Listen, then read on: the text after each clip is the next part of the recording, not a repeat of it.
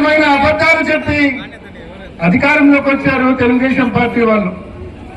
Super 6 అన్నారు, super 7 అన్నారు, బాబు surety భవిష్యత్తు గ్యారంటీ అంటూ సంతకాలు పెట్టి బాండ్లు సైతం ప్రతి ఇంటికి ఇచ్చారు.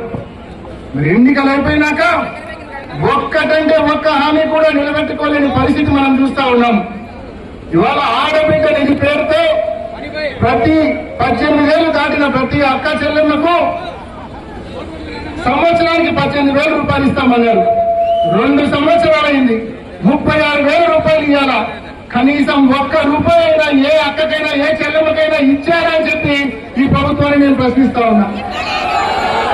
అదేవిధంగా నిరుద్యోగ వృత్తి నెలకు 3,000 రూపాయలు, సంవత్సరానికి 36,000 రూపాయలు, 2 ఏళ్లకు 72,000 రూపాయలు ప్రతి నిరుద్యోగికి ప్రతి యువకునికి ప్రభుత్వం బాకీ ఉంది. కనీసం ఒక్క రూపాయి అయినా ఇప్పటి వరకు వచ్చిందా అని చెప్పి ప్రతి ఒక్కరిని కూడా నేను అడుగుతా ఉన్నా. ఎన్నికల ముందు చెప్పారు బాబు వస్తే జాబ్ వస్తుందన్నారు. బాబు వచ్చినాడు, జాబు రాకపోగా కాలేజీల్లో ఇరుక్కున్న సర్టిఫికేట్ కూడా వెనక్కి రావడంలా. వీళ్ళు ఫీజు రీయింబర్స్మెంట్ డబ్బులు చెల్లించలేదు కాబట్టి ఇది పరిస్థితి. బాబు వచ్చిన తర్వాత ఆరోగ్యశ్రీ పరిస్థితి అధ్వానమైన పరిస్థితి. 4,000 కోట్ల రూపాయల బకాయిలు ఉన్నాయి.